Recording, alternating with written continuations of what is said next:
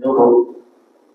Padahal sekali lagi itu harus merendahkan diri kita, harus juga dalam kondisi takut. Jangan dalam kondisi menantang istilahnya ya. Ya, saya tambahkan. Adullah wa antum muqinuna bil ijabah. Jadi kita ketika berdoa kepada Allah itu harus dalam keadaan yakin akan dikabulkan oleh Allah Subhanahu wa taala. Wa'lamu anna Allah ta'ala la yastajibu du'aan min qalbin ghafilin la'in. Ketahuilah bahwa Allah Subhanahu wa ta'ala tidak akan mengabulkan doa orang yang lalai dan lain. Apa itu lain? Bercanda. Doanya main. Allahumma rabbana atina fid dunya hasanah wa fil akhirati bercanda. Sama-sama sering bercanda, doanya juga bercanda. Allahumma inna nas'aluka zakatan jisnat ilaiha. Betul. Lain orang yang doanya bercanda itu tidak akan diterima oleh Allah Subhanahu wa taala. Makanya kalau berdoa ya harus serius. Harus serius, tidak boleh bercanda. Karena ketika bercanda maka itu menjadi potensi doanya tidak dikabulkan oleh Allah Subhanahu wa taala. Nah, muncul problem, kita doanya sudah serius, tidak bercanda, ada adab-adabnya, tapi kalau tidak terkabul, maka kita yakin doa kita itu ada 3 hal. Yang pertama apa? Allah tunda, nanti dikumpulkan di akhirat. Doa. Yang kedua, diganti biar tidak mendapatkan celaka. Misalnya doa ini diberikan motor, dikasihnya malah mobil misalnya. Kenapa? Kalau motor khawatir masuk angin, jadinya dikasih mobil. Jadi keadaan itu kita harus yakin di sana disimpan di akhirat, ditunda ketika nanti dibutuhkan, atau ketiga ditukar dengan sesuatu yang menjauhkan dari mana-mana ya.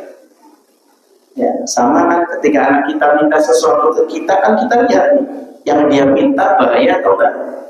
Kalau yang dia minta berbahaya, ya berarti nanti kita tukar.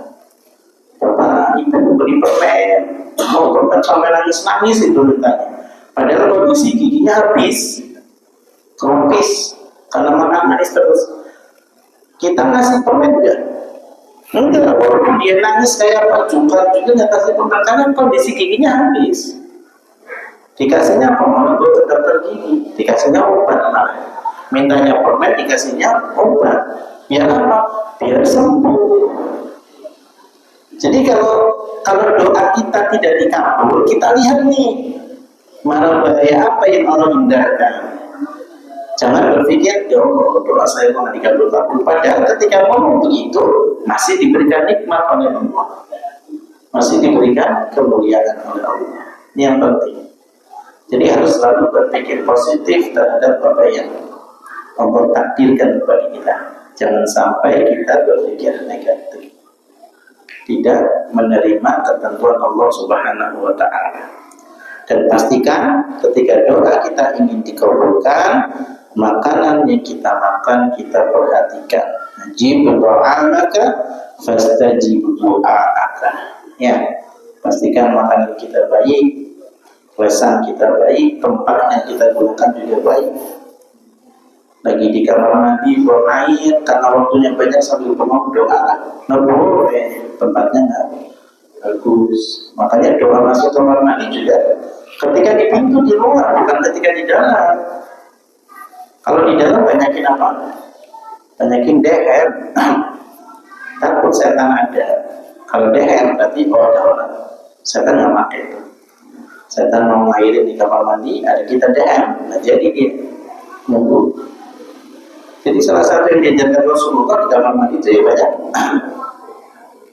Jangan malah nih kalau nonton biasanya di kamar mandi lama sambil merokok lama itu.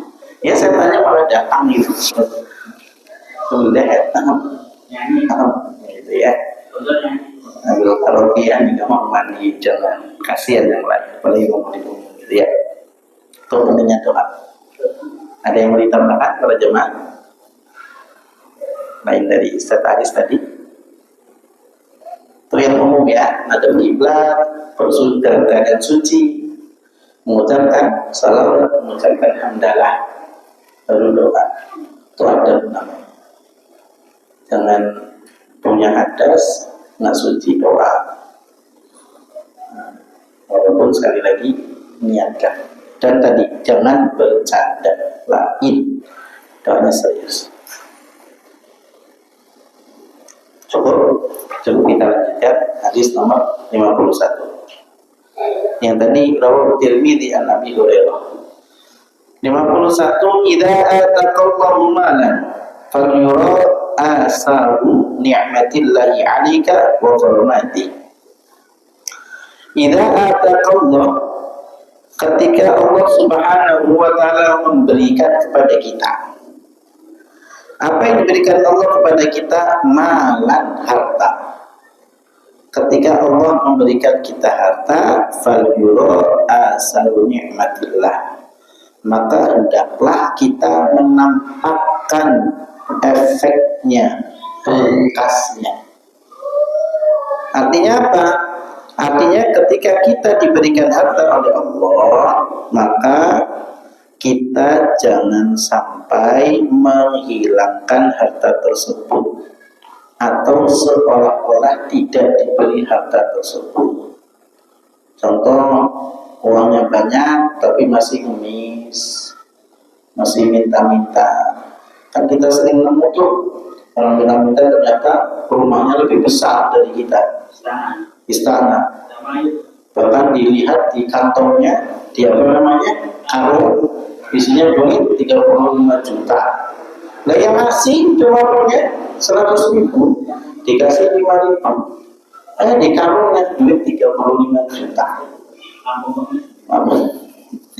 Jadi jangan apa namanya, ketika diberikan rezeki Allah Subhanahu wa taala, jangan minta-minta dan yang lain-lain lah. Hadis ini adalah hadis riwayat dari sahabat Ahwas dari ayahnya.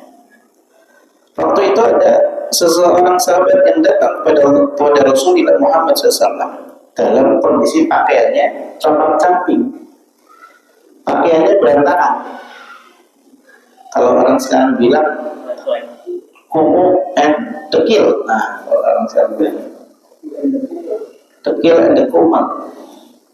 Ditanya oleh Rasulullah, halaka malan, kamu punya harta enggak?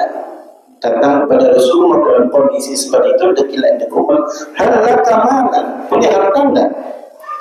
Qulta, na'am, ya Rasulullah, saya punya.